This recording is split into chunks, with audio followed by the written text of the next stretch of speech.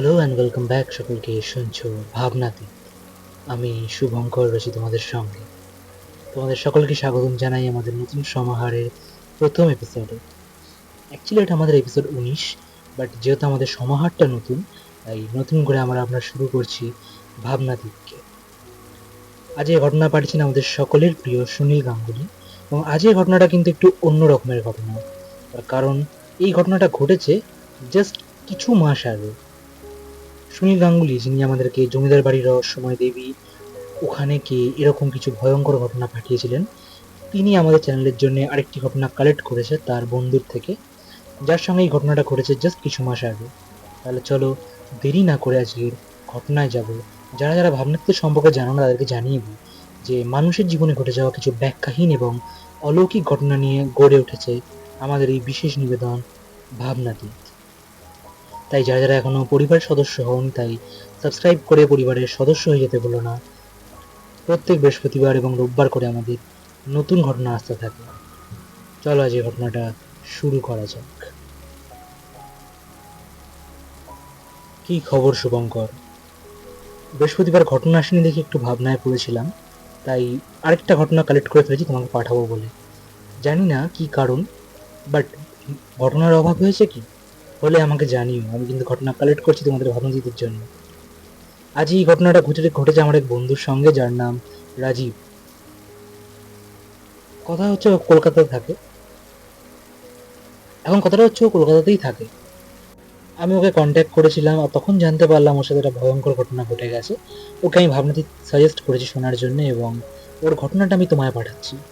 ভাল লাগলে পড়ে শুনিও। কিন্তু সত্যি এরকম ঘটনা যার, তুমি বলো ঠিকই যে এরকম ঘটনা যার সঙ্গে ঘটে একমাত্র সেই বুঝতে পারে যে কি ঘটে গেল তার সঙ্গে। চলো ঘটনাটা শুরু করছি যেরকম ভাবে ও বলেছে সেরকম ভাবেই।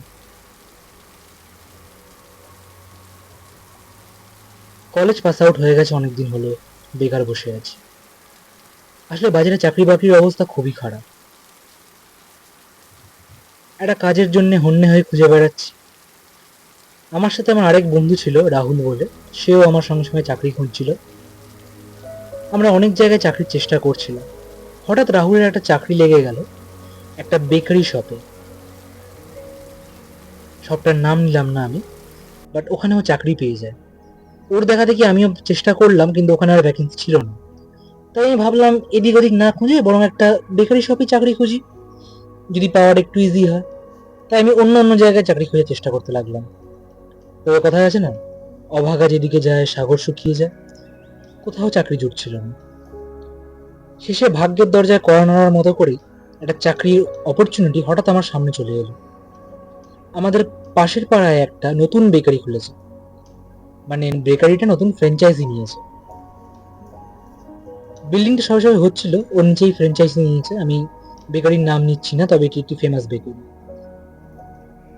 মালিক থাকবেন না, তো এটা ভরসাযোগ্য লোক খুঁজছিলেন। আমি অ্যাপ্লাই করতে আমার কাজটা ওখানে হয়ে যায়। আমার মোটামুটি রেপুটেশন ভালোই ছিল পাড়ায়। সত্যি বলতে সুপারিশেই আমার কাজটা হয়েছিল। পাড়ার এক দাদা আমার হয়ে সুপারিশ করেছিল। নতুন নতুন বেকারিটা খুলেছে, কাস্টমার হচ্ছে আস্তে আস্তে। তবে ওখানে একটা টাইম শিডিউল বাঁধা ছিল, যে যাই হয়ে যাক না কেন রাত্রি 10টার আগে আমি বেকারি বন্ধ করতে পারবো না। রাত্রি 10টায় সব কাজ সেরে দোকান বন্ধ করে তারপরে আমি বাড়ি যেতাম। প্রথমে জয়নিং এর 1-2 দিন যখন রাত বাড়তো, আমার কেমন যেন ভয় ভয় লাগতো। হয়তো এই জন্য যে বিল্ডিংটা সবসময় তৈরি হচ্ছে, তাই হয়তো ফাঁকা ওটা পুরো, ওই জন্যই আমার ভয় লাগছে। এইভাবে ব্যাপারটাকে অতটা গুরুত্ব দিই। প্রথম 2-3 দিন এরকম ভাবে কাটলো। 4 নম্বর দিন একটা আজব ঘটনা ঘটলো। আমি দোকান বন্ধ করবো করছি। হঠাৎ দোকানটার এক প্রান্ত থেকে আরেক প্রান্ত অনেকটা লং। আমি যখন শেষ প্রান্ত জিনিসপত্র গোছাচ্ছিলাম, হঠাৎ মনে হলো দোকানের দরজা খুলে ঢুকলো। আমি সঙ্গে সঙ্গে পিছন ফিরে তাকালাম, দেখলাম দরজাটা আগে পিছনে হচ্ছে যেমন কেউ ঢুকলে হয়। দোকানের ভেতর কেউ প্রবেশ করেনি। বাইরে বেরিয়ে দেখলাম কেউ কি মজা করছে না, কই না, বাইরেও তো কেউ নেই। যাই হোক, ব্যাপারটাকে আমি অতটা গুরুত্ব দিলাম না। আমি আবার নিজের কাজে লেগে পড়লাম।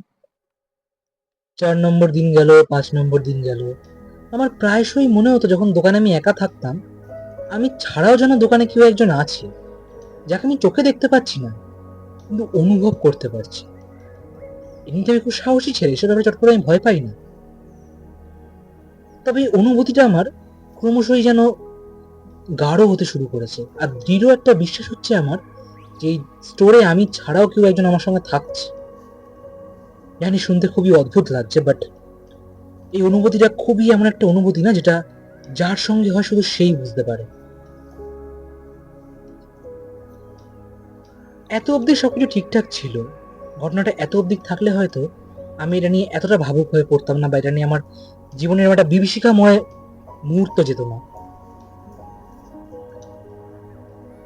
সেদিন আমাবস্যা ছিল কিনা আমি জানি না, ঠিক আমার মনে নেই, কিন্তু হয়তো ছিল। সন্ধ্যা থেকেই দোকান প্রায় ফাঁকা, দোকানে তেমন একটা কাস্টমার নেই। একাই বসেছিলাম, বসে ফোন ঘাঁটছিলাম। প্রায় 9:30 বাজে। এলাকাটা খুব ফাঁকা ফাঁকা লাগছিল আমার, কেন বুঝতে পারছি না। হঠাৎ দোকানের আলো নিভে গেল। এক মুহূর্তের জন্য চমকে গেলাম। কি ব্যাপার, ফিউজ উড়লো নাকি? বাইরের দিকে তাকিয়ে বুঝলাম, আরে ভয়ের কিছু নেই। আমার দোকানে শুধু আলো যায়নি, আশেপাশে এলাকারও আলো উড়েছে। সব জায়গাটাই অন্ধকার। দরজাটা খুলে একবার বাইরে উঁকি মারলাম। ঠিকই ধরেছি, প্রায় যত অব্দি চোখ যাচ্ছে পুরোটাই অন্ধকার। তার মানে লোডশেডিং হয়েছে। যদিও কলকাতার দিকে এরকম জিনিস খুব রেয়ার দেখা যায়। এবার মোমবাতি তো ছিল না, মনে পড়লো বার্থডে ক্যান্ডেলস আছে, ওটাই জ্বালিয়ে আপাতত জন্য আলো করে নি। খুঁজতে খুঁজতে বেশ একটা বড় সড়ো সাইজের মোমবাতি পেলাম। আমি যখন স্টোরের এক কোনায় মোমবাতি খুঁজছি, হঠাৎ মনে হলো দরজা খুলে কে একজন ঢুকলো। আবার সেই একই অনুভূতি। সঙ্গে সঙ্গে পিছন ফিরলাম, কই না, দরজাটা আবার আগে পিছনে করছে, কিন্তু কেউ ঢোকেনি স্টোরের মধ্যে। আমি গেলাম দরজার কাছে, দরজা খুলে বাইরে তাকালাম, একই অবস্থা, কেউ নেই। পাত্তা না দিয়ে মোমবাতিটা জ্বালালাম, জ্বালিয়ে বসেছি। বসে ভাবছি আর কিছুক্ষণ বসি, তারপর বরং দোকানটা বন্ধ করে চলে যাবো, কারণ আজ তো আর এমনি কেউ আসবে বলে মনে হচ্ছে না। আর এই আলো কখন আসবে তারও কোনো ঠিক নেই। কিছুক্ষণ বসে ভাবলাম এবার আস্তে আস্তে গোছাতে শুরু করি। আস্তে আস্তে গোছাতে শুরু করেছি। সেই মুহূর্তে যে ঘটনাটা ঘটেছে, সেই ঘটনাটার জন্য আমি একদম প্রস্তুত ছিলাম না। আমার আবার মনে হলো গেট খুলে কেউ একজন ঢুকলো। আমার পিছনে তাকানোর আগে এক দমকা হাওয়ায় মোমবাতিটা নিভে গেল। পিছন ফিরে তাকিয়ে ভয় আমার নিঃশ্বাস বাড়তে শুরু করেছে, নিঃশ্বাস জোরে জোরে পড়ছে। কি হলো ব্যাপারটা? এদিক ওদিক তাকাচ্ছি, তাড়াতাড়ি করে পকেট হাতিয়ে ফোনটা বার করলাম। ফোনের টর্চটা জ্বালালাম, জ্বালিয়ে চারিদিকে মারলাম স্টোরের। কই, কেউ তো নেই। দরজাটা খুব জোরে জোরে এবার আগে পিছনে হচ্ছে, যেন কেউ খুব জোরে দরজা ধাক্কা দিয়ে ভেতরে ঢুকেছে। এই দরজাটা খুললাম, বাইরে তাকালাম, বাইরে আগের মতোই অন্ধকার। দরজাটা ছেড়েই সবে মাত্র আমি পিছনে ঘুরেছি, আমি এক জায়গায় পাথরের মতো দাঁড়িয়ে পড়লাম। চোখ চলে গেল স্টোরের একদম কোণের দিকে।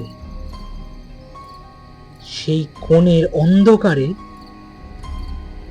এক মহিলা নারী মূর্তি।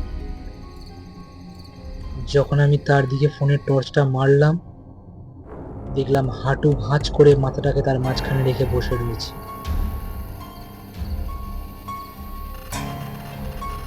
তার পরনে একটা সালোয়ার, হাতগুলো ফ্যাকাশে দেখা যাচ্ছে। আমি ধীর পায়ে সেদিকে আস্তে আস্তে এগোচ্ছি, আর জিজ্ঞেস করেই বসলাম যে, কে আপনি? কখন কখন ঢুকলেন আপনি ভিতরে? আপনাকে বলছি, শুনতে পাচ্ছেন? কে আপনি? এবার ওই নারী মূর্তিটার একটা হাত আমার দিকে বাড়িয়ে দিল। হাতটার উপর ফোনের টর্চে আলো ফেলতেই আমার আমার বুক ভয় কাঁপতে শুরু করেছে। হাত থেকে টপ টপ করে গড়িয়ে পড়ছে রক্ত। কি বিভৎস সেই দৃশ্য! আমি এবার ভয় পেয়ে বলে উঠলাম, এ কি, কে কে কে কে আপনি? কে কে আপনি?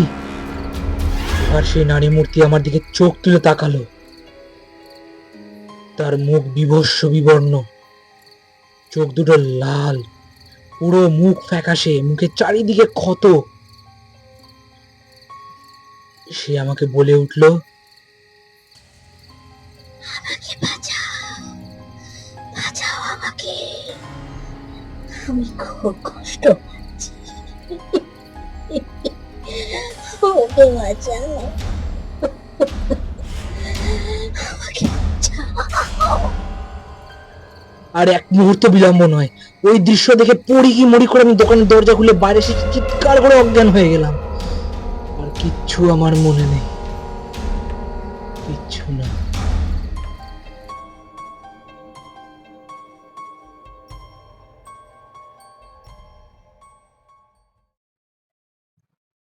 যখন জ্ঞান ফিরল তখন দেখি হাসপাতালের বেডে শুয়ে আছি। জ্ঞান ফিরে উঠে বসতেই নার্স ডাক্তারকে ডাক দিল। আমার মা, বাবা, আমার ব্রাঞ্চের মালিক প্রত্যেকে এসছে। তারা এসে আমাকে জিজ্ঞাসাবাদ শুরু করলো যে কি ব্যাপার, কি হয়েছিল তোমার। তাদেরকে আমি কি বলবো? আমি কিচ্ছু বললাম না। বললাম আমার কিচ্ছু মনে নেই, আমি জানি না কি হয়েছিল। সুস্থ হওয়ার পরে যাকে যাকে আমি এই ঘটনা শুনিয়েছি সকলে বলেছে হয় এটা আমার ভ্রম, নাহলে ওটা আমার ভুল ধারণা। তারপর আমি খবর নিয়ে একটা ঘটনা জানতে পারি যে সেই ফ্ল্যাটটা হওয়ার সময় নাকি ওখানে একজনকে মার্ডার করা হয়েছিল, কিন্তু তার ডেড বডিটা খুঁজে পাওয়া যায়নি। কি বিষয়ে কি বৃত্তান্ত এত তো জানতে পারলাম না, তবে যেটুকু জানলাম সেটুকু বললাম। অনেক হয়েছে চাকরি বাকরি, এরকম স্টোর বা এরকম ফ্র্যাঞ্চাইজিওয়ালা ব্রাঞ্চে কখনো একা তো আমি আর কাজ করছি না। আমার এরকম চাকরি মাথায় থাক। শুভঙ্কর, এই ছিল আজকে দেওয়া তোমাকে ঘটনা, যেটা আমার বন্ধু আমাকে পাঠিয়েছে। আশা করছি তোমার যদি ভালো লাগে বা যদি তুমি বুঝতে পারো ব্যাপারটা, তাহলে শেয়ার করো। আর তোমার ঘটনা এলো না কেন এই সপ্তাহে জানিও, জানার জন্য ওয়েট করবো। দাদা সত্যি বলছি, ঘটনা ছিল না এরকম নয়, ঘটনা রয়েছে স্টাফ, বাট এই সপ্তাহে আমরা নতুন একটা সমাহারের উপর কাজ করছি। এটা অনেক যারা যারা আমাদের ফেসবুকে ফলো করো বা ইনস্টাগ্রামে ফলো করো তারা জানো যে ভাবনদী নতুন এক সমাহারের উপর কাজ করছে। এটা নয়, আমরা খুব শীঘ্রই আনতে চলেছি। আর আমরা রিডিজাইন করছিলাম আমাদের প্রত্যেকটা সেগমেন্টকে, খুব শীঘ্রই সেগুলো আবার রিডিজাইন হয়ে আসতে চলেছে। স্পটিফাইতে খুব শীঘ্রই আপলোড হতে চলেছে, তাই যারা যারা স্পটিফাইতে ফলো করো না স্পটিফাইতে ফলো করে নিও। এবং যারা যারা ভাবনাচিত্তে এখনো ফলো করছো না ফলো করে নিও, অনেক বড় বড় আপডেট আসতে চলেছে। আমি তোমাদের সবসময় বলি যে আমরা নতুন কিছু ট্রাই করার চেষ্টা করছি আর করবো খুব শীঘ্রই। তাই ভাবনাচিত্তের পাশে থাকো, ভাবনাচিত্র সাপোর্ট করো। সুনীল দা অনেক অনেক ধন্যবাদ এরকম একটা ভয়ঙ্কর ঘটনা আমাদের সঙ্গে শেয়ার করার জন্য। এই ঘটনাটার বিবরণ দেওয়ার কিছু নেই, খুবই ক্লিয়ার কাট ঘটনা এটা একটা, সবাই বুঝতেই পারছে কি হয়েছিল। আমরা জানি এরকম প্রমোটিং এরকম বিল্ডিং হওয়ার সময় এরকম অনেক ঘটনা ঘটে যেগুলো চোখের আড়ালে ঘটে। কেউ জানে না এই বিষয়ে এরকম অনেক ঘটনা আমাদের চোখের আড়ালে রোজ ঘটছে। তাই সাবধান থাকুন, সতর্ক থাকুন। এরকম ঘটনা আপনার সঙ্গে যদি ঘটে থাকে তাহলে আমাদেরকে পাঠান, আমাদের শেয়ার করুন, আমরা সেগুলো আমাদের এখানে পড়ে শোনাবো। অনেক আরো ভালো ভালো ঘটনা লাইন আপ রয়েছে, বাট এই ঘটনাটা আমার খুব ইউনিক লাগলো, এরকম ঘটনা আমরা আগে শোনাইনি। তাই আমি আমাদের নতুন সমাহারের নতুন ঘটনা হিসাবে এটাকেই বেছে নিলাম। খুব শীঘ্রই আরো ভালো ঘটনা আমরা আনতে চলেছি, তাই ভাবেদকে ফলো করে পাশে থাকতে ভুলো না। দেখা হবে খুব শীঘ্রই, ততক্ষণের জন্য ভালো থাকো, সুস্থ থাকো, কাছের মানুষদের খেয়াল রাখো, সকলকে ভালোবাসা দাও, আর মনে করে কিন্তু শুনতে থাকো, একদম মনে করে কিন্তু শুনতে থাকো। এমন কিছু ঘটনা যার কোনো ব্যাখ্যা হয় না। সঙ্গে আমি রয়েছি, শুভঙ্কর।